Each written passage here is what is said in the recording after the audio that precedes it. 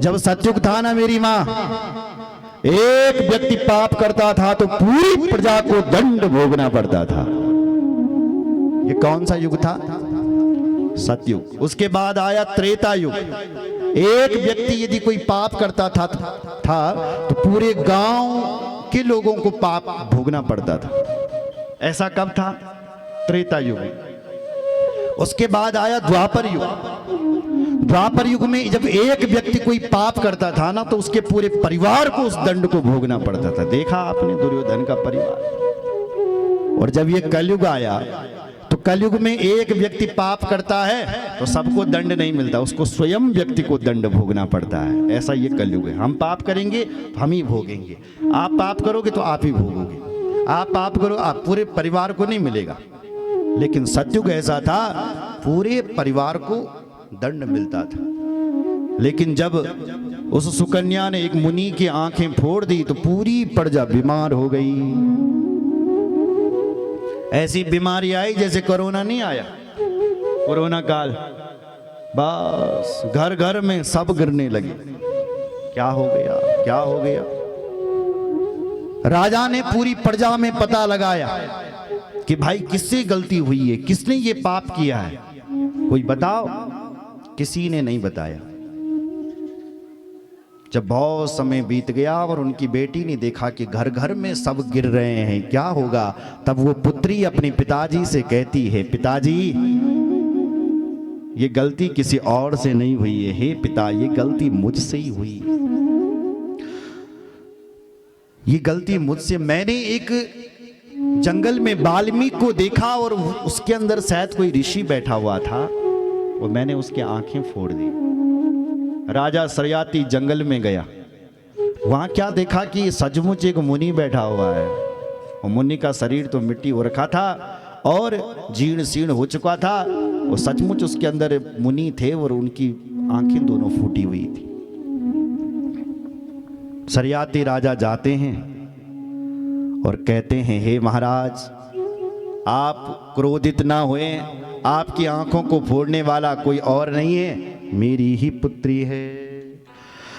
मम पुत्र्या महाभाग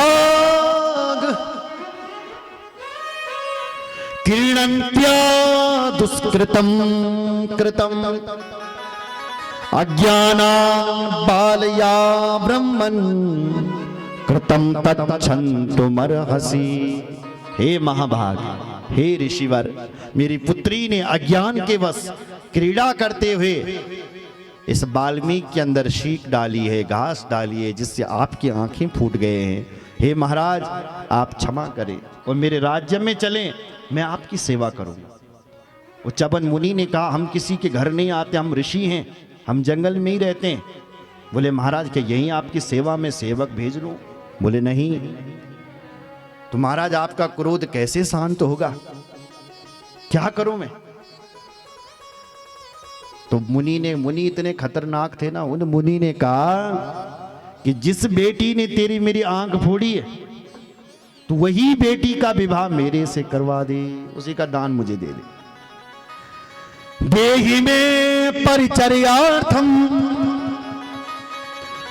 कन्याम कमल लोचनाम तुस्ये नया महाराज पुत्र्या तब महामते।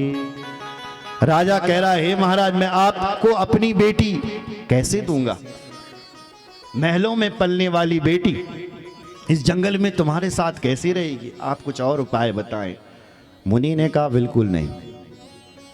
राजा घर आए, लेकिन महाराज बीमारी शांत होने वाली नहीं है, घर घर में सब गिर रहे हैं, अब क्या होगा? तब उस पुत्री ने अपने पिताजी की लेकर, पिताजी यदि मुझे देने से यदि प्रजा सुखी होती है तो आप मुझे दे दीजिए। चिंता न मे चिंता पिता कार्यम देहि माम मुनये धुना। हे पिता आप चिंता ना करें, मुझे उन मुनि को दे दे, मैं उन मुनि की इतनी सेवा करूंगी, इतनी सेवा करूंगी कि हमारी प्रजा सुखी हो जाएगी। सुखम भवतु सर्वेषाम लोकानां मत्कृते नहीं सेवयिष्यामि संतुष्टा पतिम परम पावनम। दे दीजिए, दे दीजिए। राजा ने न चाहते हुए अपनी पुत्री को महाराज उन मुनि को दे दिया, च्यवन मुनि को। बोलो जय श्री राम। जंगल में गई सुकन्या और बलकल वस्त्र, साधुओं के वस्त्र धारण करती है और मुनि की सेवा करती है। जंगलों से कंदमूल फल तोड़ करके लाती है, बाबा को खिलाती है। ठंडा पानी ल्योंद गागरी पर भरी थे और तब उन बाबा की सेवा करती है, खूब सेवा। उस सेवा के प्रताप से क्या हुआ कि प्रजा सारी सुखी हो गई, बीमारी सब शांत हो गई।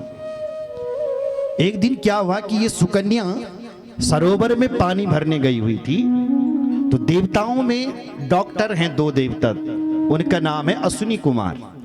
इनको चिकित्सक कहा गया है, देवताओं का डॉक्टर। ये एक दिन घूमने के लिए आ रखे थे। वो आते आते इन्होंने क्या देखा कि सरोवर के पास एक देवी है और बड़ी सुंदर है और पानी भर करके ले जा रही है। वो अश्विनी कुमार उस देवी के पास आए और कहने लगे, क्षणम तिष्ठु वरारोहे पश्चिम माम गजगामिनी आवाम देव सुतो प्राप्तो सत्यम ब्रूहि सत्यम शुचिस्मिति। क्षणम तिष्ठ वरारोहे, हे सुंदरी, हे वरारोहे, हे गजगामिनी, आप क्षण भर के लिए ठहरिए, क्षण भर के लिए ठहरिए। आप कौन हैं इतनी सुंदर, और आप ये पानी कहां ले जा रहे हो इस जंगल में? उस देवी ने कहा, मेरे नाम से सुकन्या सरयाति तनयाम माम वा वित्तम भार्या मुनिरिहा चवनस्य सतिम कांतम पित्रा दत्तम यदृक्षया। हे महाराज, अगर आप मेरा परिचय पूछते हैं ना, तो मैं सरयाति राजा की पुत्री हूं, मेरा नाम है सुकन्या, और च्यवन मुनि की बल में पत्नी हूं। सरयाति राजा की मैं पुत्री हूं और च्यवन मुनि की मैं भार्या हूं। जैसे ये कहा कि मैं च्यवन मुनि की भार्या हूं, तो दोनों देवता हंसने लगे। अरे उस बूढ़े मुनि की, अरे उस अंधे मुनि की इतनी सुंदर पत्नी। हे देवी, तुमने चंदन वन और नंदन वन को छोड़ करके उस अंधे और बूढ़े मुनि से क्यों विवाह कर लिया? अश्विनी कुमार कहे, तम नंदन वने चित्ररथे वने च कुरुष्व कांते प्रथमम विहारम अंधेन वृद्धेन कथम ही कालम विनिश्यसे मामनिमानहीनम। हे देवी, तुमने उस बूढ़े और अंधे मुनि को से क्यों विवाह कर दिया? इंद्र की जो वाटिका है ना, उसको कहते हैं नंदन वन, और जो कुबेर की वाटिका है ना, उसको कहते हैं चित्ररथ वन। तो तुमने चित्ररथ और नंदन वन को छोड़ करके उस अंधे और बूढ़े मुनि से विवाह क्यों कर लिया? सुकन्या के लिए इतना कहा, सुकन्या को क्रोध आ गया। क्रोध में भर करके बोले, देवताओं, तुम देवता नहीं होते तो मैं अभी तुम्हें श्राप दे देती। देखो जरा, तुम मेरे पति को बूढ़ा कह रहे हो, तुम मेरे पति को अंधा कह रहे हो। महाराज इतना क्रोध। उन दोनों देवताओं ने कहा, रे नाराज क्यों हो रहे हो? शांत रहो देवी, शांत रहो। बोलो जय श्री राम। बैठिए। बोलो भक्त वत्सल भगवान की जय। महाराज देवताओं को जब ऐसा कहा ना, सुनो जरा, तो देवताओं ने बल कि हे देवी, नाराज क्यों हो रही हो? हम देवताओं के डॉक्टर हैं, हम चाहें तो तुम्हारे पति को जवान बना सकते हो। क्या कहा? हम चाहें तो तुम्हारे पति को अंधेपन से दूर कर सकते हो। बोले महाराज, उसके लिए मैं जी क्या करना पड़ेगा? बोले तुम अपने पति को यहां बुलाओ, और ये जो सरोवर है ना, तुम्हारा पति हमारे साथ इस सरोवर में स्नान करेगा। हम तीनों, दो हम अश्विनी कुमार देवता और एक तुम्हारा पति, हम तीनों ही इस सरोवर में स्नान करेंगे और हम तीनों ही एक स्वरूप वाले हो जाएंगे, एक शरीर वाले हो जाएंगे तीनों। तब तुम यदि सचमुच की यदि पतिव्रता हो, सती हो, हमें डांट रही हो ना तुम, सचमुच की यदि तुमने सेवा की है मुनि की, वो सचमुच की यदि तुम पतिव्रता हो तो तुम्हें पहचान करनी पड़ेगी कि हम तीनों में से तुम्हारा पति कौन है। तुम्हारा पति यदि पहचान गई तुम तो तुम्हारा पति फिर से अंधे और बूढ़ेपन से दूर हो जाएगा। उसने कहा कि ठीक है, मैंने तो मुनि की निस्वार्थ भाव से सेवा की है। बुलाया महाराज चबन मुनि को। चबन मुनि आए, ध्यान से सुनो जरा। चबन मुनि आए, देवताओं को प्रणाम किया। देवताओं ने मुनि का हाथ पकड़ा और सरोवर में ले गया। जैसे ही अपने साथ स्नान करवाया, वाह, मुनि का सारा बुढ़ापा दूर हो गया और आंखों में भी रोशनी आ गई और देवताओं के शरीर जैसा हो गया। बोलो भक्त वत्सल भगवान की। आश्चर्य कि तीनों देवता एक स्वरूप वाले हो गए। दो देवता और एक उसका पति, एक ही शरीर वाला। और तीनों बोले, हे वर वर्णिनी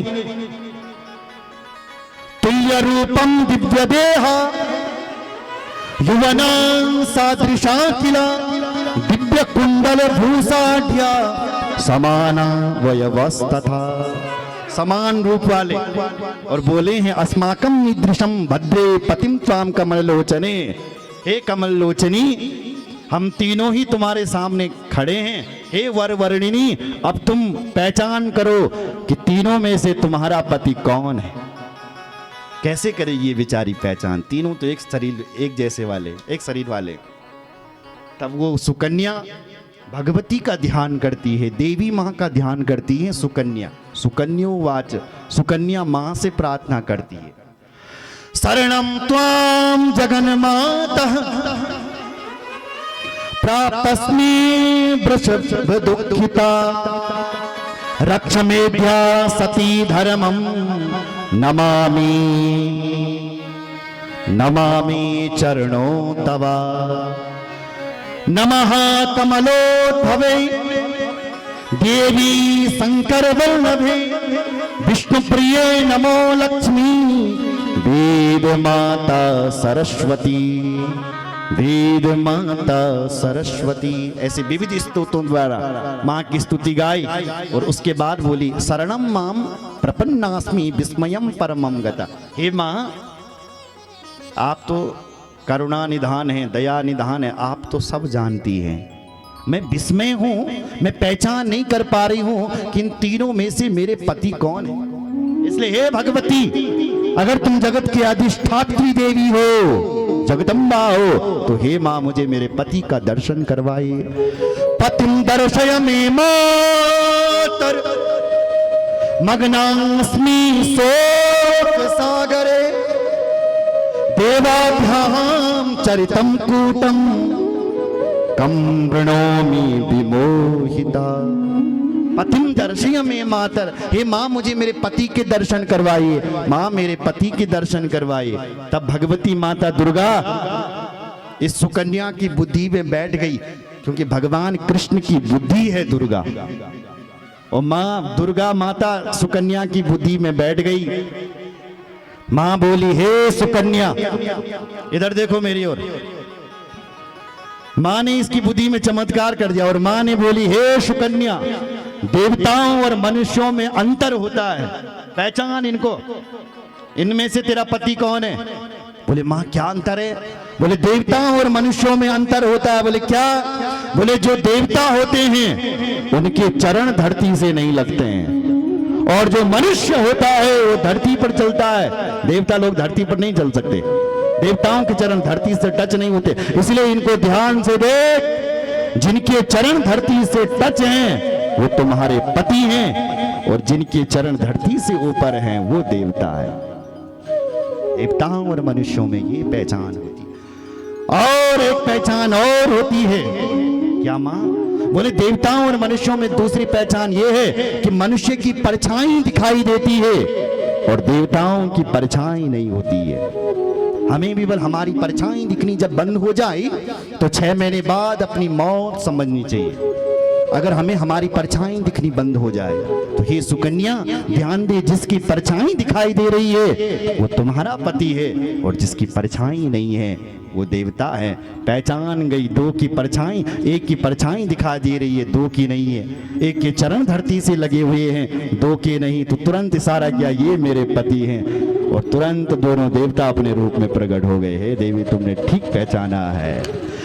बोलो जगदम्बा मैया की जय, भक्त वत्सल भगवान की जय। आज सुकन्या ने अपने पति को पुनः अश्विनी कुमारों की कृपा से जवान कर दिया।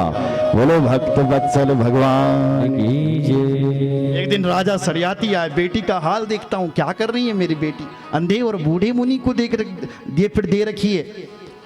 जैसे आश्रम में पहुंचे तो अपनी बेटी के साथ क्या देखा कि एक जवान आदमी बैठा हुआ है और दोनों हंस रहे हैं।